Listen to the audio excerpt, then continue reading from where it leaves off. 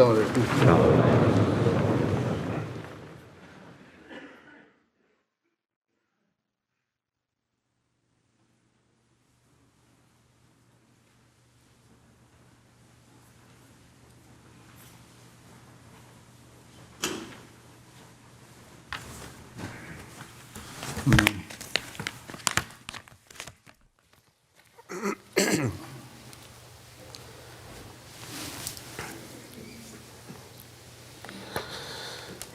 اللہ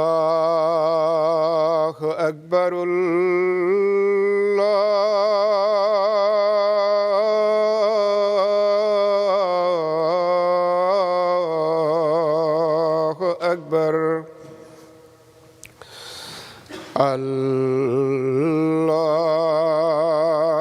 اکبر اللہ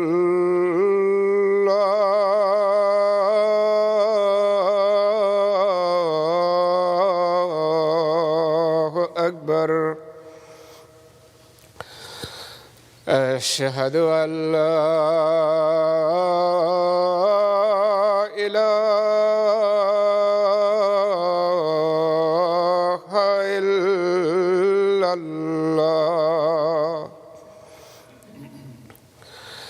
أشهد أن لا إله إلا الله أشهد أن محمدًا رسول الله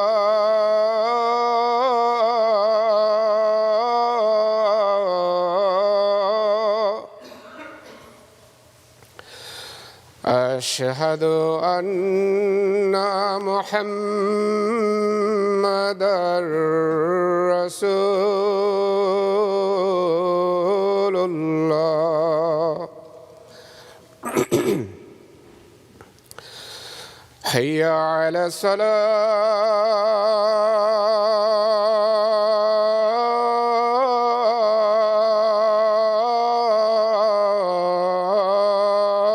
الصلاة حي على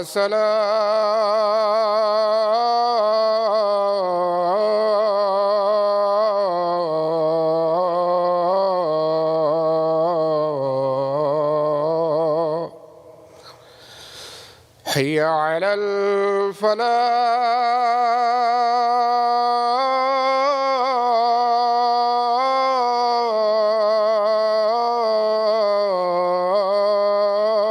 الفلاح حي على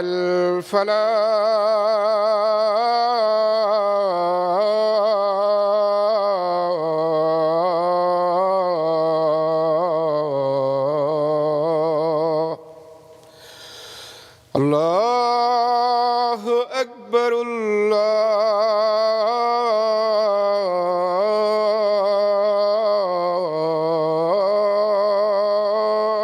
الله أكبر لا إله إلا الله.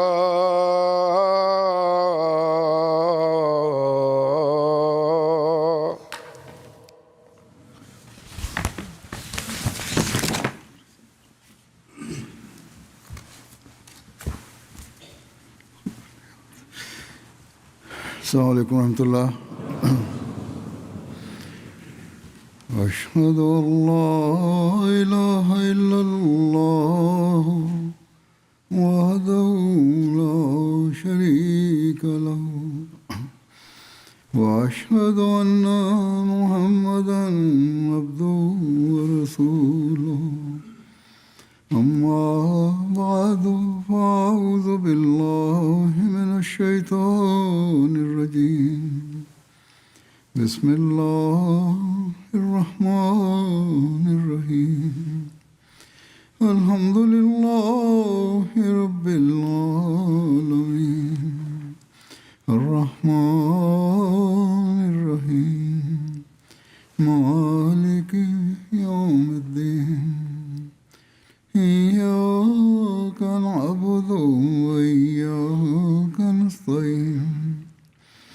اهدنا الصراط المستقيم صراط الذين أنعمت عليهم غير المغضوب عليهم ولا الضالين.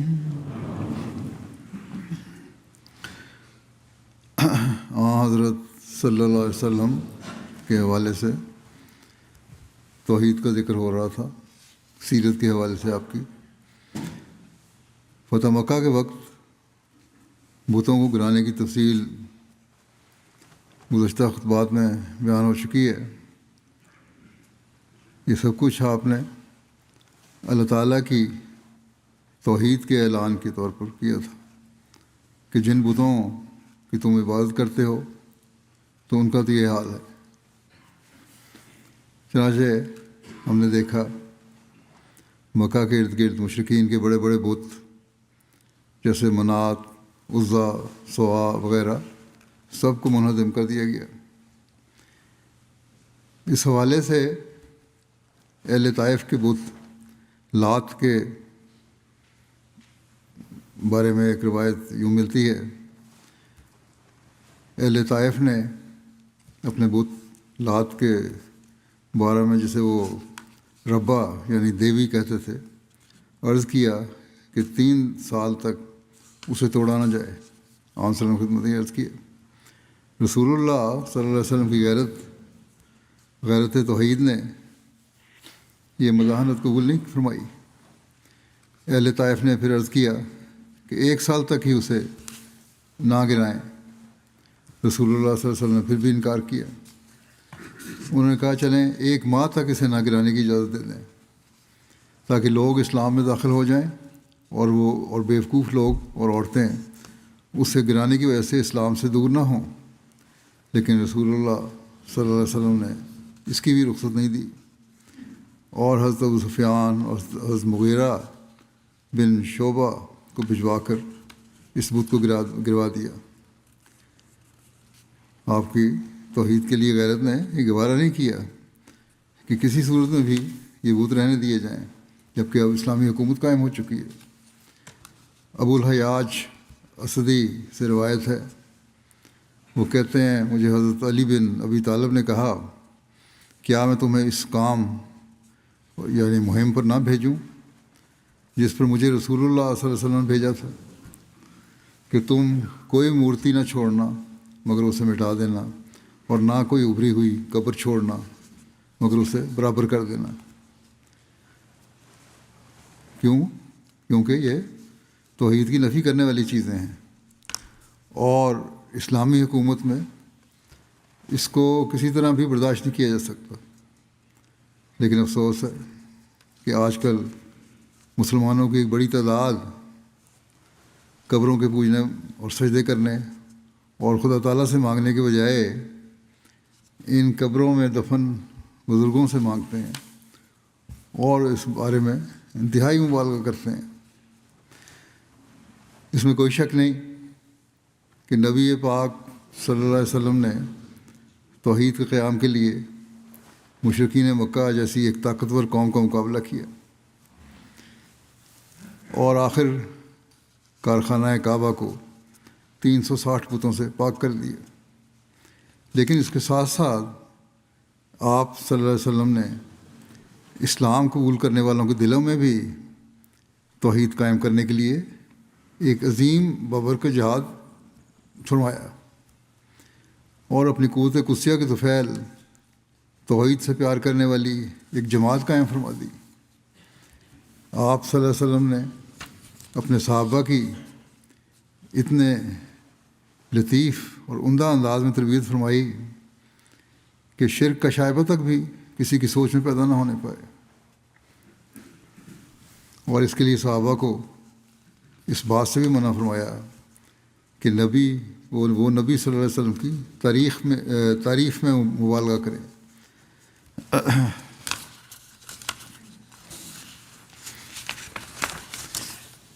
حضرت ابن عباس سے مروی ہے، انہوں نے حضرت عمر کو ممبر پر کہتے ہوئے سنا کہ میں نے نبی صلی اللہ علیہ وسلم کو فرماتے ہوئے سنا کہ میری تعریف میں مبالغہ نہ کرو جیسے نصارہ نے ابن مریم کی تعریف میں مبالغہ کیا تھا۔ میں تو صرف اس کا بندہ ہوں، اللہ تعالیٰ کا بندہ ہوں، اور تم کہو اللہ کا بندہ اور اس کا رسول۔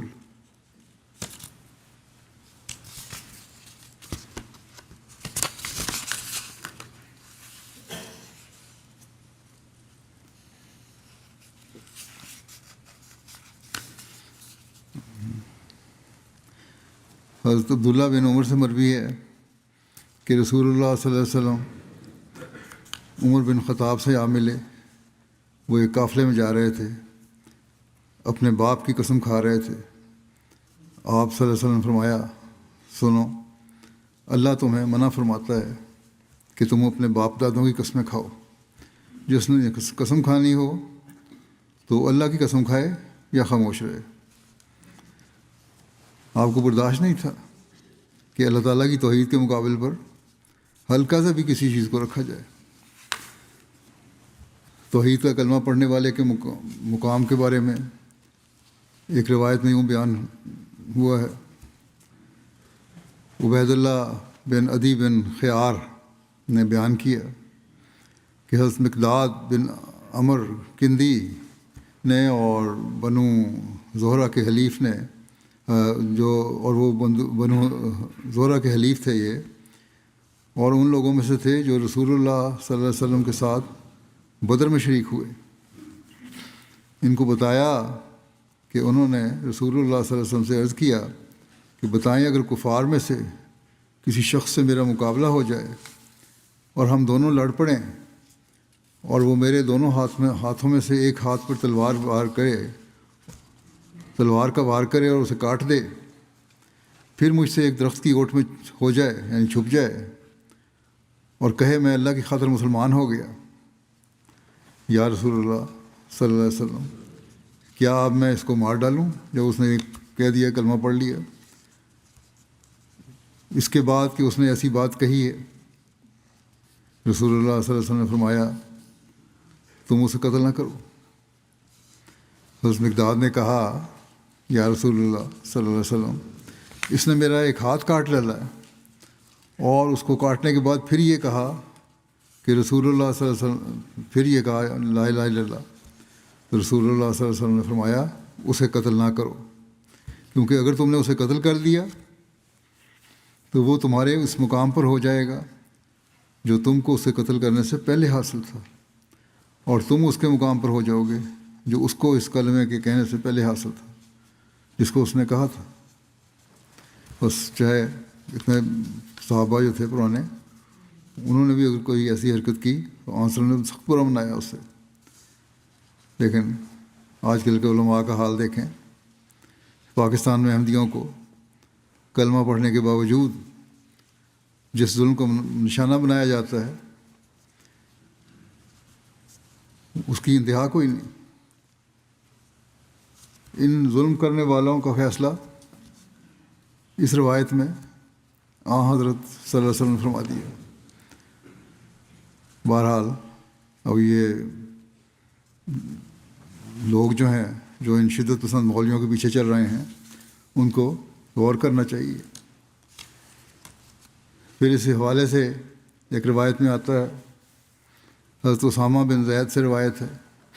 انہوں نے کہا کہ رسول اللہ صلی اللہ علیہ وسلم نے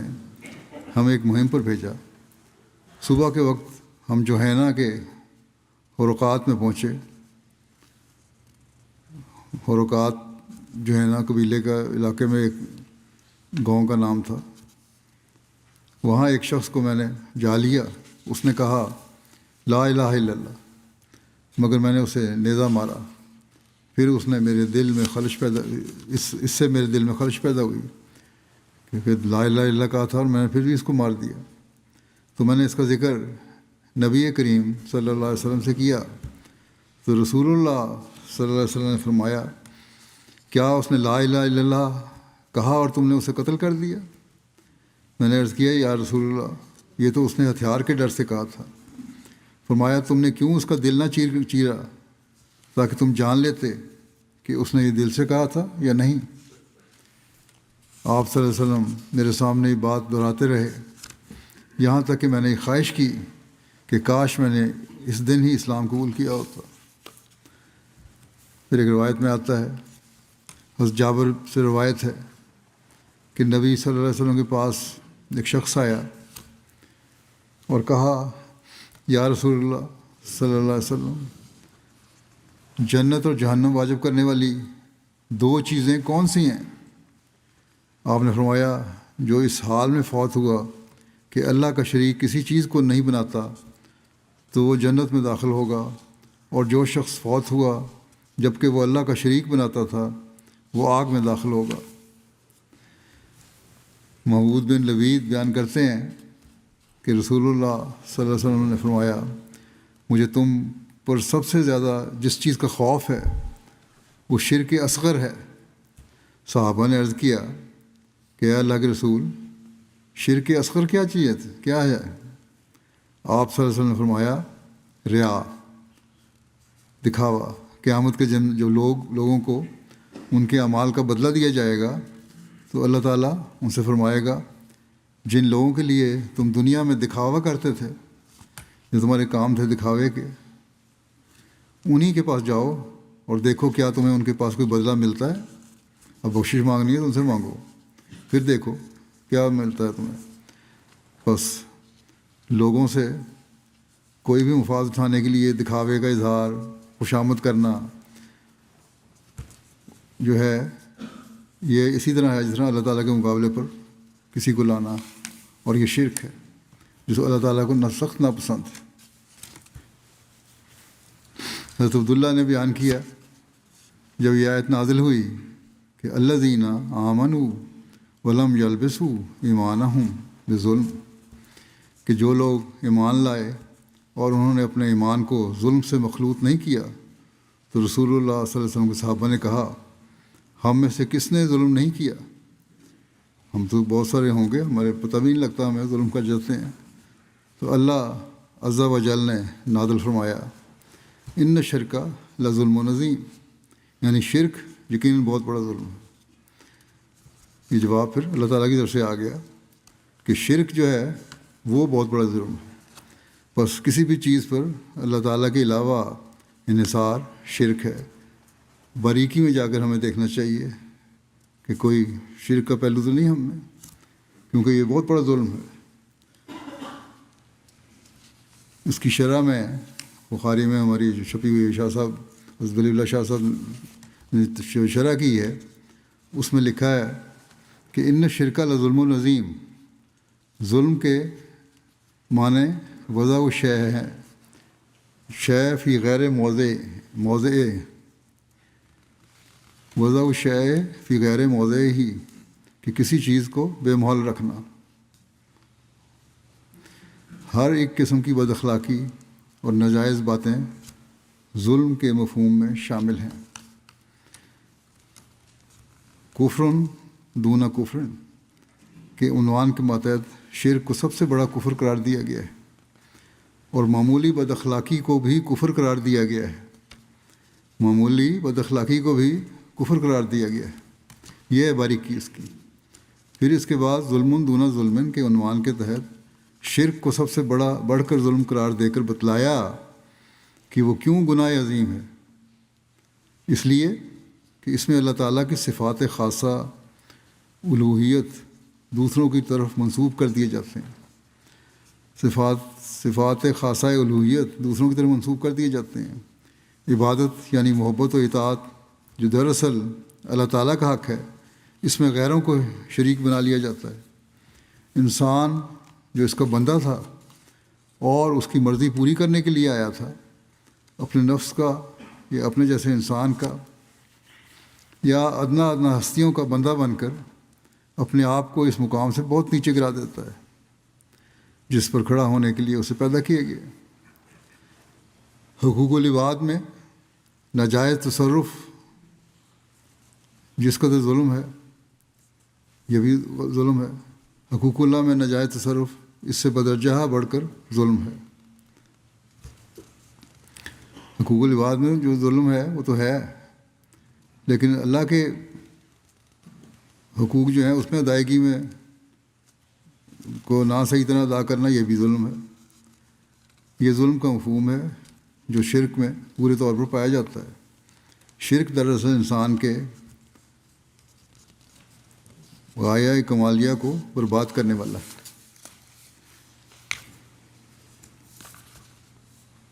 آیت و حدیث سے استدلال کرتے ہوئے امام بخاری نے یہ بتلایا ہے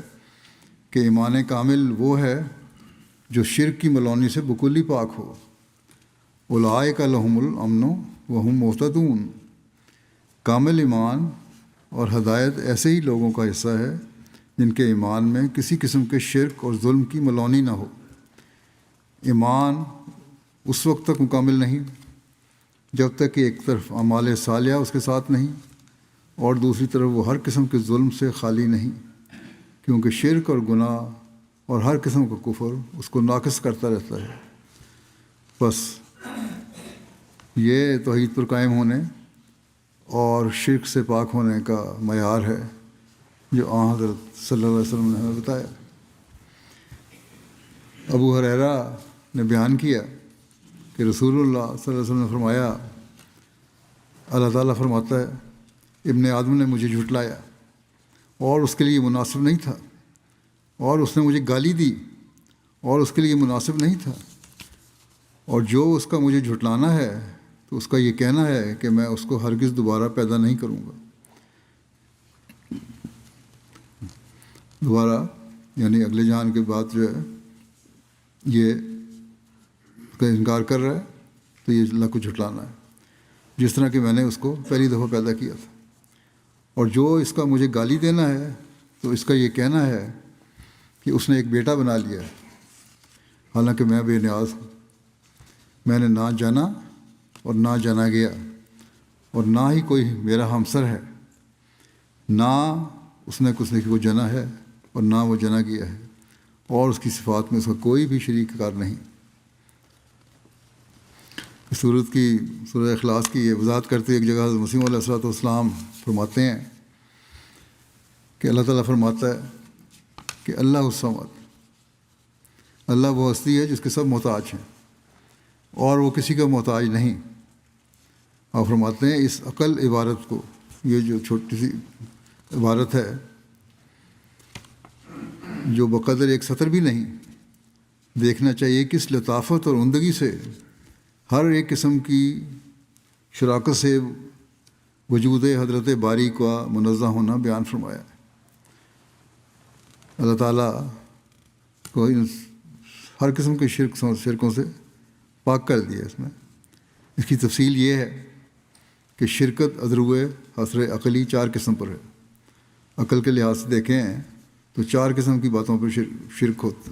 شرکت ہو سکتی ہے۔ کبھی شرکت عدد میں ہوتی ہے، تعداد میں 1 2 3 ہوں، کبھی مرتبہ میں ہوتی ہے، کسی کا مرتبہ بلند ہوتا ہے، کبھی نسب میں ہوتی ہے، خاندانی نسب ہے، کبھی فعل اور تاثیر میں ہے، کام کے لحاظ سے اور اس کے نتائج کے لحاظ سے۔ اس صورت میں ان 4 قسموں کی شرکت سے خدا کا پاک ہونا بیان فرمایا اور کھول کر بتلا دیا کہ وہ اپنے عدد میں 1 ہے، 2 یا 3 نہیں، اور وہ صمد ہے، یعنی اپنے مرتبہ وجوب اور محتاج الہ ہونے میں منفرد ہے۔ جو اس کا مقام ہے، اس کی ضرورت جو ہے اور اس کا کسی کا محتاج ہونا جو ہے، اس میں وہ بالکل پاک ہے، یگانہ ہے، اور وجود اس کے تمام چیزیں ممکن الوجود اور خالق ذات جو اپنی ذات میں ختم ہونے والی ہیں، ہلاک ہونے والی ہیں، لیکن وہ ہے ہمیشہ رہنے والا، ہمیشہ سے ہے اور ہمیشہ رہے گا، جو اس کی طرف ہر دم محتاج ہیں۔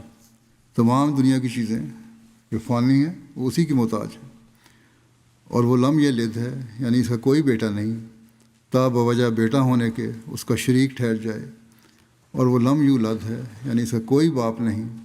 تا بوجہ باپ ہونے کے اس کا شریک بن جائے، اور وہ لم یکن لہ کفوا ہے، یعنی اس کے کاموں میں کوئی اس سے برابری کرنے والا نہیں تا باعتبار فعل کے اس کا شریک قرار پاوے۔ اس طور سے فرما دیا کہ خدا تعالیٰ 4 قسم کی شرکت سے پاک اور منزہ ہے اور وحدہ لا شریک ہے۔ حضرت عائشہ رضی اللہ عنہا نے بیان فرمایا کہ نبی صلی اللہ علیہ وسلم نے ایک شخص کو کسی سریہ پر امیر بنا کر بھیجا، اور وہ اپنی نماز میں اپنے ساتھیوں کے لیے قرأت کے ساتھ قرأت کرتے وقت اور قل هو اللہ احد قرأت کرتے اور قل هو اللہ احد پر ختم کرتے، یعنی سورہ اخلاص پڑھتے آخر میں۔ جب وہ لوگ واپس آئے تو انہوں نے نبی صلی اللہ علیہ وسلم سے اس کا ذکر کیا، تو آپ صلی اللہ علیہ وسلم نے فرمایا اس سے پوچھو کہ ایسا کس وجہ سے کرتا تھا۔ چنانچہ انہوں نے اس سے پوچھا کہ تو اس نے کہا کہ کیونکہ یہ رحمان کی صفات پر مشتمل ہے اور میں پسند کرتا ہوں کہ اس کو پڑھوں۔ تو نبی صلی اللہ علیہ وسلم نے فرمایا کہ اس کو بتا دو کہ اللہ اس سے محبت کرتا ہے۔ اللہ تعالیٰ کی توحید کا اعلان ہے، تو پھر سن لو کہ اللہ بھی تمہارے سے محبت کرتا ہے۔ صحابہ کی بھی اللہ تعالیٰ سے محبت اور توحید سے پیار کی معرفت سے بھری ہوئی مثالیں ملتی ہیں۔ ایک روایت میں آتا ہے، حضرت انس بن مالک نے بیان کیا، انصار میں سے ایک شخص مسجد قباء میں ان کی امامت کراتا تھا۔ جب کبھی وہ نماز میں ان کے لیے کوئی سورت پڑھتا تو وہ قل هو اللہ احد سے آغاز کرتا، یہاں تک کہ اس سے فارغ ہوتا، پھر اس کے ساتھ دوسری سورت پڑھتا، اور وہ یہ ہر رکعت میں کرتا تھا۔ پہلا قصہ تو ایک کسی مہم پہ بھیجے ہوئے قافلے کا تھا، یہ ہے مستقل کیا کرتے تھے ایک علاقے کے امام۔ تو اس کے ساتھیوں نے اس سے بات کی، انہوں نے کہا کہ تم یہ سورت پڑھتے ہو، پھر یہ خیال کرتے ہو کہ تمہارے لیے کافی نہ ہوں گی، یہاں تک کہ تم ایک دوسری سورت پڑھتے ہو۔ یا تو تم صرف اسے پڑھو، یعنی سورہ اخلاص کو پڑھو، یا اسے چھوڑ دو اور دوسری سورت کو پڑھا کرو۔ اس نے کہا میں اسے چھوڑنے والا نہیں، اگر تم لوگ پسند کرتے ہو کہ میں تمہاری اس کے ساتھ امامت کروں تو میں کرتا ہوں، اور اگر تم پسند کرتے ہو کہ تو میں ناپسند کرتے ہو اگر تم یہ سورت کو پڑھنا، تو میں تم لوگوں کو چھوڑ دیتا ہوں، میں امامت کی مجھے ضرورت نہیں ہے۔ اور وہ اسے اپنے میں سے سب سے افضل خیال کرتے تھے، کیونکہ وہ لوگ جو تھے اس شخص کو اپنے میں سے سب سے بہتر خیال کرتے تھے، اور وہ ناپسند کرتے تھے کہ اس کے علاوہ کوئی ان کی امامت کرائے۔ بہرحال جب نبی صلی اللہ علیہ وسلم ان لوگوں کے پاس آئے تو انہوں نے آپ صلی اللہ علیہ وسلم کو یہ بات بتائی کہ یہ شخص جس طرح پڑھتا ہے، سورہ اخلاص ہر رکعت میں پڑھتا ہے ہر سورت سے پہلے۔ آپ نے فرمایا اے فلاں، جس بات کا تمہارے ساتھی تمہیں کہتے ہیں اس پر عمل کرنے سے کیا بات تمہیں روکتی ہے، اور کیا چیز تمہیں آمادہ کرتی ہے کہ تم ہر رکعت میں یہ سورت پڑھو؟ اس نے عرض کیا یا رسول اللہ صلی اللہ علیہ وسلم، میں اس سے محبت کرتا ہوں۔ تو رسول اللہ صلی اللہ علیہ وسلم نے فرمایا یقیناً اس کی محبت نے تمہیں جنت میں داخل کر دیا، یعنی سورہ اخلاص کی محبت نے تمہیں جنت میں داخل کر دیا۔ حضرت صلی اللہ علیہ وسلم کی قوت قدسی اور تربیت نے صحابہ کو بھی توحید کا راستہ دکھانے کا ایک مینار بنا دیا تھا۔ بخاری کی ایک روایت میں اس طرح بھی ہے کہ اس سورت کو حضرت صلی اللہ علیہ وسلم نے ثلث القرآن قرار دیا ہے، یعنی قرآن کا تیسرا حصہ۔ اس کی تفسیر میں مسلم موعود نے لکھا ہے کہ سورت کے ثلث قرآن ہونے سے یہ مراد نہیں یہ سورت قرآن کریم کے حجم کا تیسرا حصہ ہے، بلکہ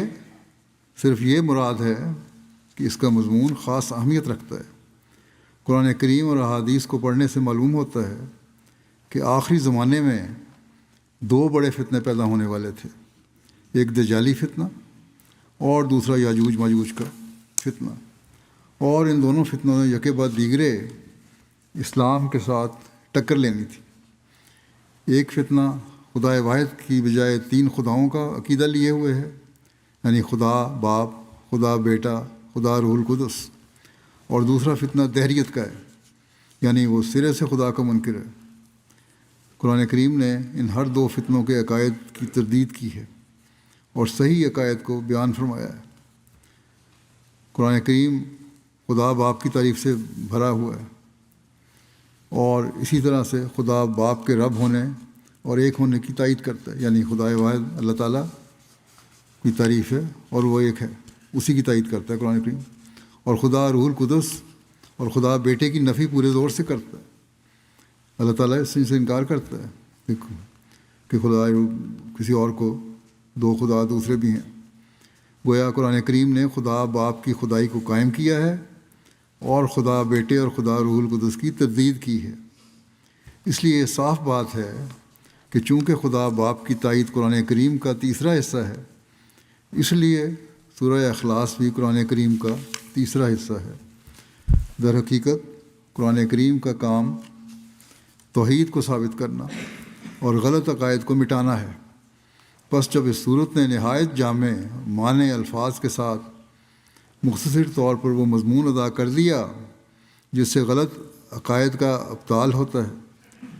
جھوٹ ثابت ہوتے ہیں، اور توحید کی حقیقت کو بیان کر دیا،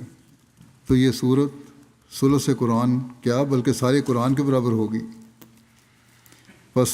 رسول کریم صلی اللہ علیہ وسلم کا اس صورت کو ثلث قرآن قرار دینا مبالغہ نہیں بلکہ اس کے مضمون کی اہمیت کے پیش نظر آپ نے بیان فرمایا ہے. حضرت مسیح علیہ الصلوۃ والسلام فرماتے ہیں، یقیناً سمجھو کہ توحید یقینی محض نبی کے ذریعے سے ہی مل سکتی ہے، جیسا کہ ہمارے نبی صلی اللہ علیہ وسلم نے عرب کے دہریوں اور بد مذہبوں کو ہزارہا آسمانی نشان دکھلا کر خدا تعالیٰ کے وجود کا قائل کر دیا، اور اب تک حضرت صلی اللہ علیہ وسلم کی سچی اور کامل پیروی کرنے والے ان نشانوں کو دہریوں کے سامنے پیش کرتے ہیں. بات یہی سچ ہے کہ جب تک زندہ خدا کی زندہ طاقتیں انسان مشاہدہ نہیں کرتا، شیطان اس کے دل میں سے نہیں نکلتا، اور نہ سچی توحید اس کے دل میں داخل ہوتی ہے، اور نہ یقینی طور پر خدا کی ہستی کا قائل ہو سکتا ہے. اور یہ پاک اور کامل توحید صرف حضرت صلی اللہ علیہ وسلم کے ذریعے سے ہی ملتی ہے. آج اس زمانے میں توحید سے عملاً خدا تعالیٰ کو ایک ماننے والوں نے بھی، جو بظاہر یہی کہتے ہیں ہم خدا تعالیٰ کو ایک مانتے ہیں، واحد مانتے ہیں، اپنی آنکھیں پھیر لی ہوئی ہیں عملاً. یاجوج ماجوج اور دجال کے فتنے تو علیحدہ ہیں، ایک بیرونی فتنے ہیں. مسلمانوں کے اندر بھی حقیقی توحید کا ادراک نہیں رہا. بس ایسے حالات میں ہی حضرت صلی اللہ علیہ وسلم کے غلام نے مسیح موعود اور مہدی موعود کی صورت میں آنا تھا، اور اللہ تعالیٰ کے وعدے کے مطابق وہ آیا اور توحید کے خلاف ہر حملے کا مقابلہ کیا. بس حقیقی بیعت کا حق تبھی ہم ادا کر سکتے ہیں جب ہم حقیقی توحید کے ماننے والے ہوں.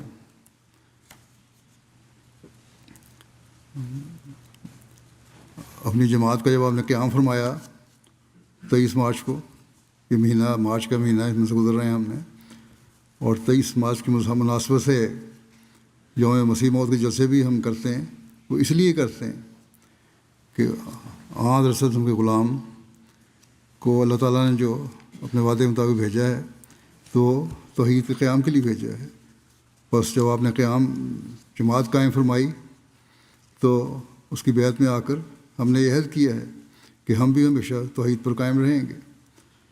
اور حقیقی توحید کا حق تبھی ادا ہوگا جب ہم میں سے ہر ایک خود بھی اپنے اندر بھی، اپنے فیملی کے اندر بھی، اپنے معاشرے میں بھی توحید کے قیام کے لیے کوشش کرے گا. اللہ تعالیٰ سب مسلمانوں کو بھی توفیق دے کہ وہ اللہ تعالیٰ کے اس بھیجے ہوئے کو قبول کر کے توحید کا قیام کریں اور یاجوج ماجوج اور دجالی فتنوں سے کو توڑیں جو آج کل بڑی شدت سے حملہ آور ہیں. حضرت صلی اللہ علیہ وسلم کے اسراء کے حوالے سے ایک روایت میں بیان ہوئی ہے. حضرت عبداللہ بن مسعود نے بیان کیا کہ رسول اللہ صلی اللہ علیہ وسلم نے فرمایا، میں ابراہیم سے ملا اس رات جب مجھے اسراء ہوا. انہوں نے کہا، اے محمد صلی اللہ علیہ وسلم، میری طرف سے اپنی امت کو سلام کہیں اور انہیں بتا دیں کہ جنت پاکیزہ مٹی والی ہے، شیریں پانی والی ہے، اور وہ وسیع میدان ہے، اور اس کے پودے سبحان اللہ اور الحمدللہ اور لا الہ الا اللہ اور اللہ اکبر ہیں۔ بس ایک مومن کو ان اذکار کا ذکر اسی گہرائی میں جا کر اور مکمل طور پر اللہ تعالیٰ کی توحید کا ادراک حاصل کر کے کرنا چاہیے، تبھی کامیابی ہے۔ ہم اللہ تعالیٰ کو واحد و یگانہ سمجھتے ہیں۔ ایک روایت میں یہ حدیث قدسی بیان ہوئی ہے، حضرت انس بن مالک نے بیان کیا، میں نے رسول اللہ صلی اللہ علیہ وسلم کو فرماتے ہوئے سنا، اللہ تبارک و تعالیٰ نے فرمایا، اے ابن آدم، تو نے جو مجھ سے دعا کی اور مجھ سے امید رکھی، میں نے تجھے بخش دیا، اس کے باوجود جو تم میں ہے، اور میں پرواہ نہیں کرتا۔ یعنی ابھی بھی تمہارے اندر کمزوریاں اور کمیاں ہوں گی، لیکن میں نے تمہیں بخش دیتا ہوں، اس لیے کہ تم نے مجھ سے دعا کر رہے ہو۔ اے ابن آدم، اگر تیرے گناہ آسمان کی بلندی تک پہنچ جائیں، پھر تم مجھ سے بخشش طلب کرو تو میں تجھے بخش دوں گا، اور میں پرواہ نہیں کرتا کتنے گناہ ہیں کہ میں بخشوں، کوئی پرواہ نہیں، اللہ تعالیٰ مالک ہے، بخش سکتا ہے۔ فرمایا کہ اے ابن آدم، اگر تم میرے پاس زمین کے برابر خطائیں لے کر آؤ، پھر تم مجھ سے ملو، تم نے میرے ساتھ ایسی حالت میں کہ تم نے میرے ساتھ کسی کو شریک نہ ٹھہرایا ہو، تو میں اس کے برابر تیرے پاس مغفرت لاؤں گا۔ تم زمین کے برابر خطائیں بھی ہوں، گناہ بھی ہوں، لیکن اگر شرک نہیں کیا اور مجھ سے خوف ہے اور میری توحید کا اعلان کرتے ہو اور عمل کرنے کی کوشش کرتے ہو، تو میں تمہیں مغفرت دوں گا، مغفرت بخشوں گا۔ بس ساری خطائیں، سارے گناہ اللہ تعالیٰ بخش دیتا ہے جب انسان اس کے پاس عاجز ہو کر جائے، مگر شرط یہ ہے کہ شرک نہ کیا ہو، اللہ تعالیٰ کی توحید کا حق ادا کیا ہو، یہ بھی ضروری ہے۔ صرف مان لینا، جیسا پہلے میں نے مثال میں دیا کہ ماننا کافی نہیں، عملاً اپنے ہر فعل سے یہ ثابت کرنا ہوگا کہ خدا تعالیٰ واحد ہے۔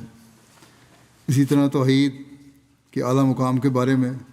ایک روایت میں بیان ہوئی ہے۔ حضرت ابو سعید خدری رسول اللہ صلی اللہ علیہ وسلم سے روایت کرتے ہیں کہ آپ صلی اللہ علیہ وسلم نے فرمایا، حضرت موسیٰ نے عرض کیا، اے میرے رب، مجھے کوئی ایسی چیز سکھا دے جس کے ذریعے میں تیرا ذکر بھی کروں اور تجھ سے دعا بھی کروں۔ تو اللہ تعالیٰ نے فرمایا، اے موسیٰ، کہو لا الہ الا اللہ۔ حضرت موسیٰ نے عرض کی کہ اے میرے خدا، تیرے سب بندے یہی کہتے ہیں، لا الہ الا اللہ سب کہتے ہیں۔ اللہ تعالیٰ نے پھر فرمایا یہی کہ کہو لا الہ الا اللہ۔ حضرت موسیٰ نے کہا، تیرے سوا کوئی معبود نہیں، اے میرے رب، میں تو کوئی ایسی بات چاہتا ہوں جو خاص میرے لیے ہو۔ اللہ تعالیٰ نے فرمایا، اے موسیٰ، اگر ساتوں آسمان اور ان کے رہنے والے میرے سوا اور ساتوں زمینیں ایک پلڑے میں رکھ دی جائیں، میرے سوا باقی جو ہیں دنیا ایک پلڑے میں رکھ دی جائیں اور ساتوں زمینیں ایک پلڑے میں رکھ دی جائیں، اور لا الہ الا اللہ کو دوسرے پلڑے میں رکھا جائے، تو جو لا الہ الا اللہ ان سب پر بھاری ہو جائے گا۔ یعنی زمین و آسمان کی جو کچھ موجودات ہیں، جو آبادیاں ہیں، جو نیکیاں ہیں، ان سب کو ایک طرف رکھ دو اور لا الہ الا اللہ کو ایک طرف رکھ دو، تو لا الہ الا اللہ کا پلڑا بھاری رہے گا۔ حضرت اقدس مسیح موعود علیہ الصلوۃ والسلام ایک اعتراض کے جواب میں کلمہ لا الہ الا اللہ کی اس حقیقت کی تشریح کرتے ہوئے فرماتے ہیں کہ حضرت مقدس نبوی کی تعلیم یہ ہے کہ لا الہ الا اللہ محمد الرسول اللہ، اس کہنے سے گناہ دور ہو جاتے ہیں۔ یہ بالکل سچ ہے، اور یہی واقعی حقیقت ہے کہ جو محض خدا کو واحد لا شریک جانتا ہے اور ایمان لاتا ہے کہ محمد مصطفیٰ صلی اللہ علیہ وسلم کو اسی قادر یکتا نے بھیجا ہے، تو بے شک اگر اس کلمہ پر اس کا خاتمہ ہو تو نجات پا جائے گا۔ آسمان کے نیچے کسی کی خودکشی سے نجات ہرگز نہیں ہوتی، اور اس سے زیادہ کون پاگل ہوگا کہ ایسا خیال بھی کرے، مگر خدا کو واحد اور لا شریک سمجھنا اور ایسا مہربان خیال کرنا کہ اس نے نہایت رحم کر کے دنیا کو ضلالت سے چھڑانے کے لیے اپنا رسول بھیجا، جس کا نام محمد مصطفیٰ صلی اللہ علیہ وسلم ہے، یہ ایک ایسا اعتقاد ہے کہ اس پر یقین کرنے سے روح کی تاریکی دور ہو جاتی ہے اور نفسانیت دور ہو کر اس کی جگہ توحید لے لیتی ہے۔ آخر توحید کا زبردست جوش تمام دل پر محیط ہو کر اسی جہان میں بہشتی زندگی شروع ہو جاتی ہے۔ جیسا تم دیکھتے ہو کہ نور کے آنے سے ظلمت قائم نہیں رہ سکتی، ایسا ہی جب لا الہ الا اللہ کا نورانی پرتاؤ دل پر پڑتا ہے تو نفسانی ظلمت کے جذبات کل معدوم ہو جاتے ہیں۔ گناہ کی حقیقت بجز اس کے اور کچھ نہیں کہ سرکشی کی ملوانی سے نفسانی جذبات کا شور و غوغا ہوتا ہے، بھڑک رہے ہوتے ہیں نفسانی جذبات، جس کی مطابقت کی حالت میں ایک شخص کا نام گناہ گار رکھا جاتا ہے۔ جب اس کو دوسرا عمل کرتا ہے جب وہ شخص تو وہ گناہ گار بن جاتا ہے۔ اور لا الہ الا اللہ کے معنی جو لغت عرب کے موارد استعمال سے معلوم ہوتے ہیں وہ یہ ہیں کہ لا مطلوب لی ولا محبوب لی ولا معبود لی ولا مطاع لی الا اللہ،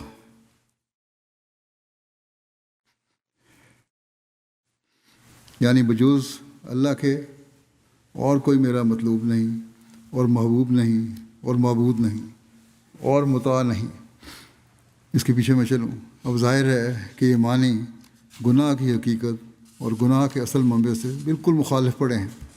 بس جو شخص ان معنی کو خلوص دل کے ساتھ اپنی جگہ دے گا، یہ بات غور کرنے والی ہے، ان باتوں کو جو کہیں ہیں خلوص دل کے ساتھ اپنے دل میں جگہ دے گا تو بالضرورت مفہوم مخالف اس کے دل سے نکل جائے گا، پھر دوسرا کوئی بات اس کے اندر نہیں رہے گی، کیوں پھر وہ اللہ تعالیٰ کے حکم پر عمل کرے گا، اس کی توحید کا قائل ہوگا، کیونکہ ضدین ایک جگہ جمع نہیں ہو سکتی، دو مخالف چیزیں جو ہیں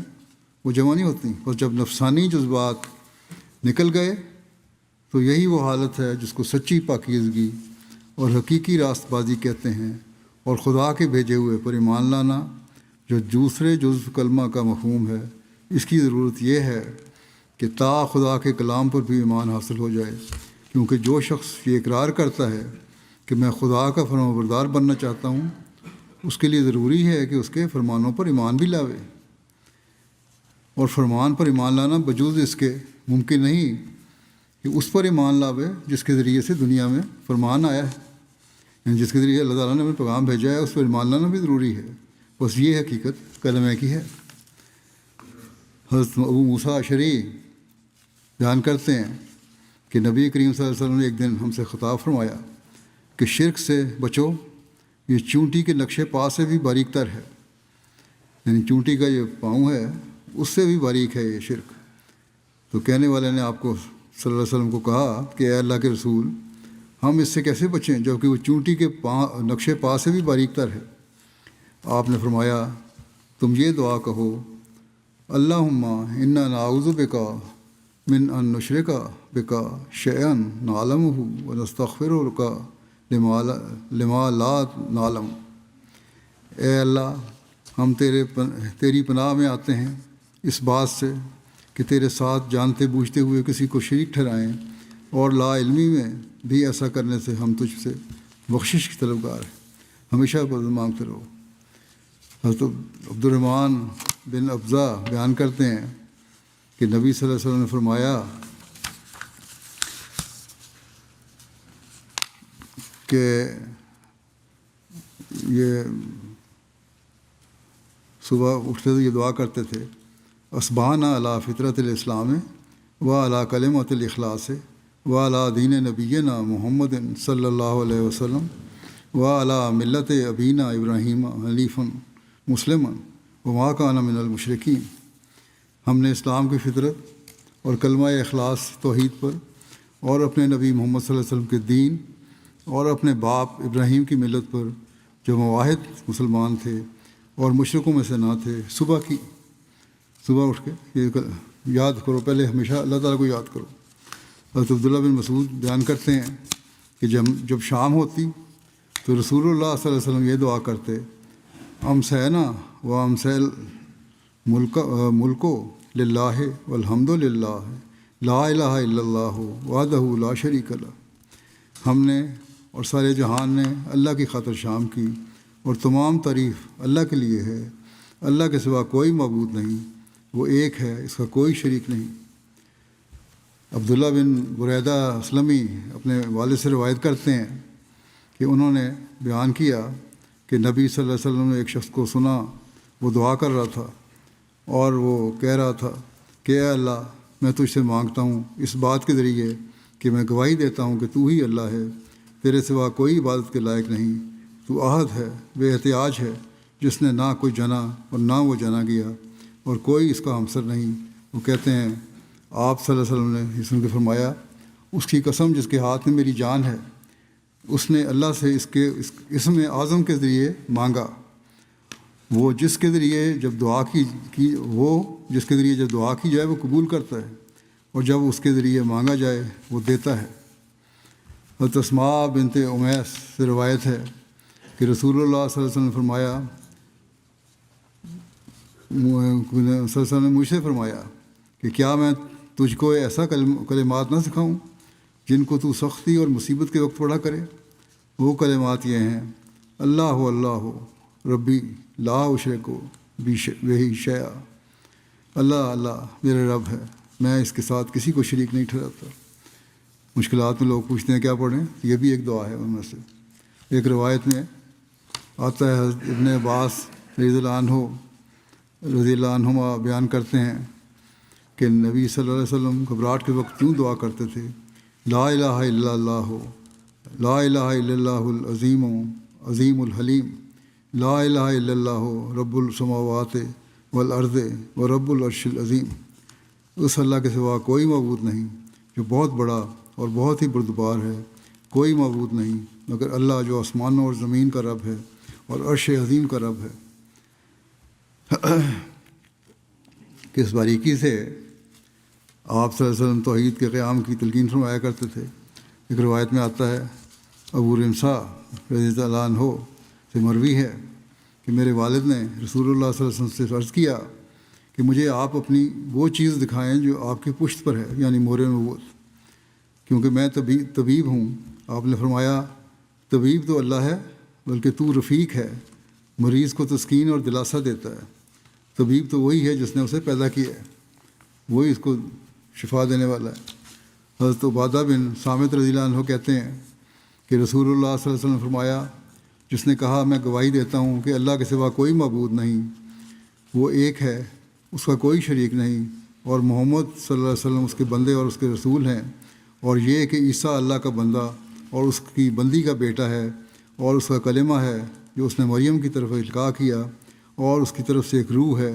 اور یہ کہ جنت حق ہے اور جہنم حق ہے، اللہ تعالیٰ اسے جنت کے 8 دروازوں میں سے جس سے چاہے گا جنت میں داخل کرے گا۔ عمیر بن ہانی اسی سند سے یہ روایت کرتے ہیں، انہوں نے بھی اس کی تصدیق کی ہے، لیکن یہ بات انہوں نے کہا ہے کہ اللہ تعالیٰ نے اس کو یہ انہوں نے نہیں بتایا کہ یہ بھی آگے کہا تھا وسلم نے کہ اللہ تعالیٰ اس کو جنت میں داخل کرے گا جو بھی اس کا عمل ہو، اور یہ تو کہا تھا یہاں تک ٹھیک ہے،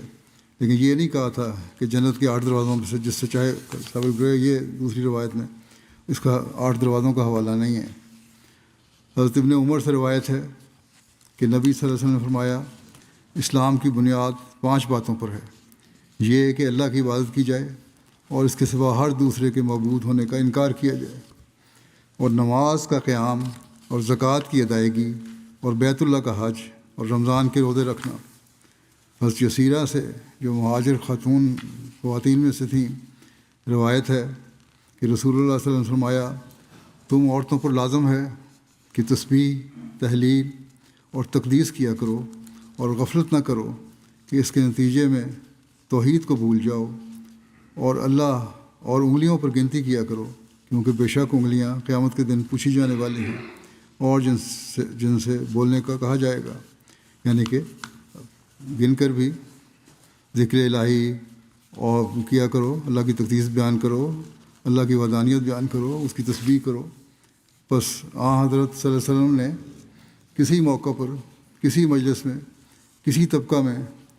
اس بات کو امت کے دلوں میں بٹھانے کا موقع نہیں چھوڑا کہ جہاں آپ نے خدا تعالیٰ کی توحید اور اس کی عظمت کو قائم کرنے کی نصیحت نہ فرمائی ہو۔ اس حوالے سے مسلم موعود ایک جگہ لکھتے ہیں، بلکہ خطبے میں بیان کیا اپنے ایک، کہ رسول کریم صلی اللہ علیہ وسلم کو اس کے متعلق اس قدر جوش تھا کہ آپ کے مخالف بھی اس بات کا اعتراف کرتے ہیں کہ آپ اٹھتے بیٹھتے چلتے پھرتے ہر وقت خدا ہی خدا پکارتے تھے۔ چنانچہ فرانس کا ایک مورخ لکھتا ہے، اور خواہ کچھ ہو اور کوئی بھی الزام محمد صلی اللہ علیہ وسلم پر لگاؤ،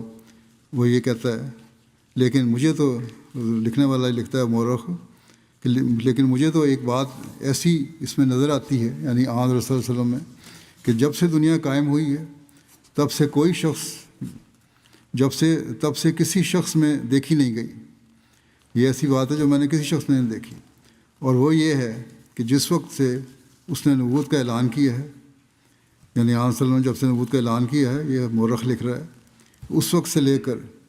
موت کے وقت تک ایک ہی لفظ اس کی زبان پر رہا، اور وہ اللہ کا لفظ تھا۔ گویا اسے ایک دھن تھی اور جنون تھا کہ خدا کو منوانا ہے اور اسے دنیا میں ظاہر کرنا ہے۔ بس وہ لوگ جو حضرت صلی اللہ علیہ وسلم کے اس کام کو جنون کہتے ہیں کہ آپ ہر وقت خدا کہتے رہتے ہیں، کہتے رہے، اور وہ بھی اس بات کے تو قائل ہیں کہ حضرت صلی اللہ علیہ وسلم کا اہم، بڑا اور پہلا کام خدا کو اور خدا تعالیٰ کی وحدانیت کو منوانا تھا۔ یہ جنون ہی صحیح، مگر یہ وہی چیز ہے کہ اس جنون کے رکھنے والے کو بعد کے لوگوں نے کامل سمجھا، اور اگر کامل نہ سمجھا تو کم از کم اتنا تو یقین کیا، اگر نہیں بھی مانتے، کہ ایسا شخص برا نہیں ہو سکتا جو دن رات خدا خدا کرتا رہے اور اس کی وحدانیت کو اور اس کی صفات کو منوانے کی دھن میں ہر وقت لگا رہے۔ بہرحال حضرت صلی اللہ علیہ وسلم کی اس حالت کو دیکھ کر یہ معلوم ہوتا ہے کہ آپ کی اور تمام انبیاء کی دنیا میں آنے کی غرض یہی ہوتی ہے کہ شرک مٹائیں اور خدا تعالیٰ کو منوائیں، اس کی وحدانیت کو دنیا میں پھیلا دیں۔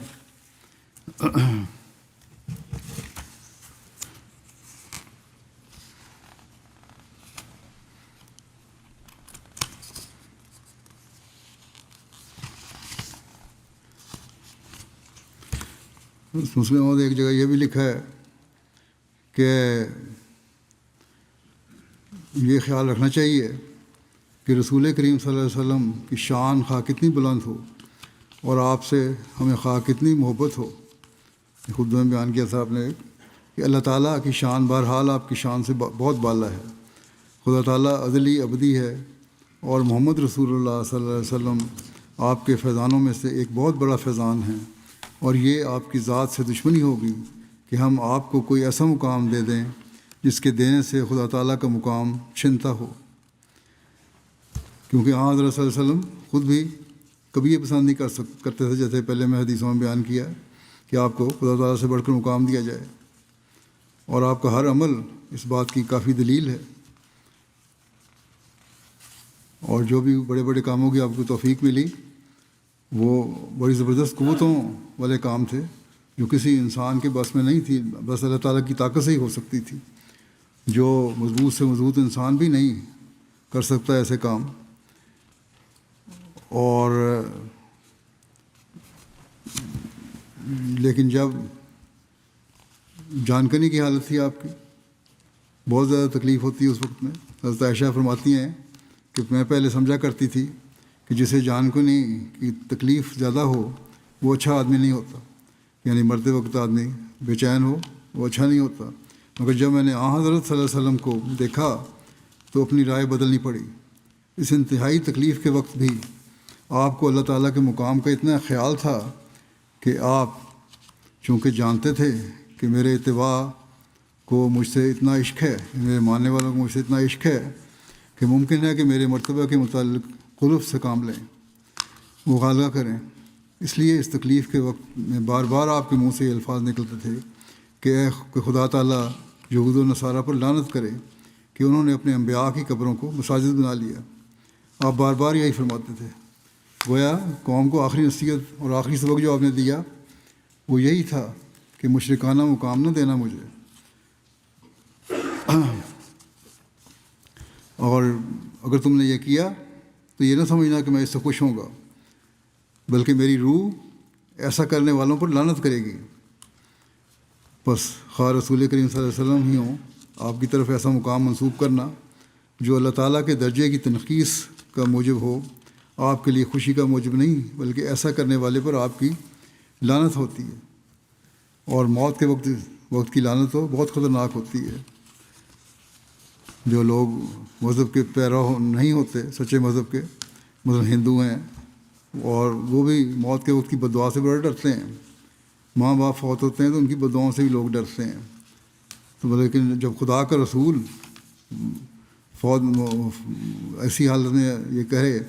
کہ تم پر لعنت ہو، جو سب نبیوں کا سردار ہے، وہ مرنے وقت یہ بد دعا کرے تو اس کی کس قدر اہمیت ہونی چاہیے، اور یہ کتنی بڑی لعنت ہے، اس سے ہمیں بچنا چاہیے۔ لیکن آپ کے مزار پر تو نہیں، جیسا کہ پہلے میں ایک دفعہ کہہ چکا ہوں، لیکن پیروں فقیروں کی مزاروں پر یہی کام کیا جاتا ہے، اور یہ آن وسلم کی دعا میں تو یہ لعنت ہے۔ بس ہم جو آپ صلی اللہ علیہ وسلم کے غلام صادق کے ماننے والے ہیں،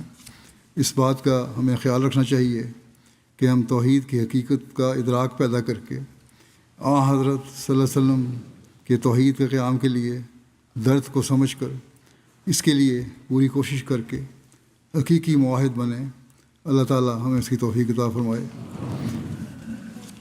جنگ کے حالات بھی بدترین سے بدترین ہوتے جا رہے ہیں۔ امریکہ اور اسرائیل جو ہیں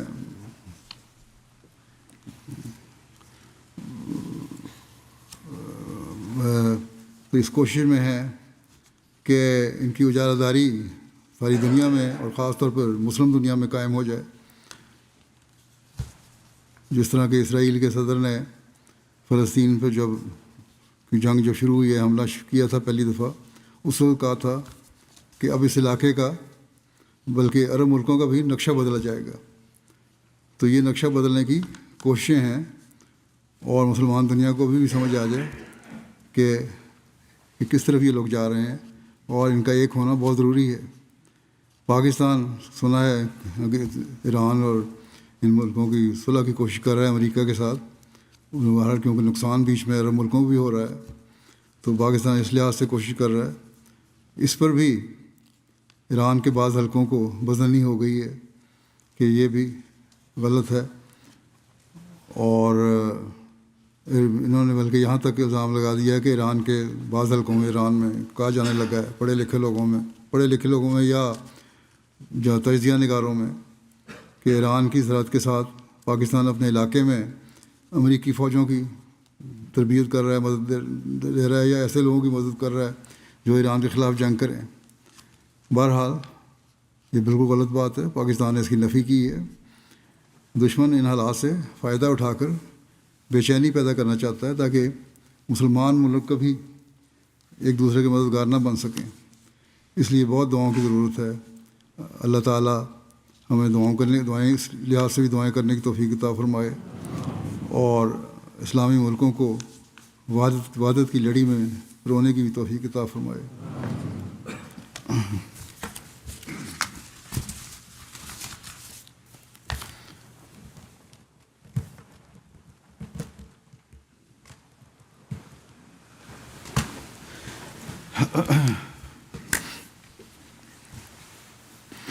الحمد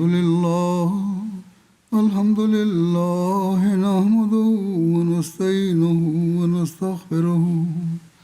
ونؤمن به ونتوكل عليه ونعوذ بالله من شرور أنفسنا ومن سيئات أعمالنا من يهده الله فلا مضل له ومن يضلل فلا هادي له ونشهد أن لا إله إلا الله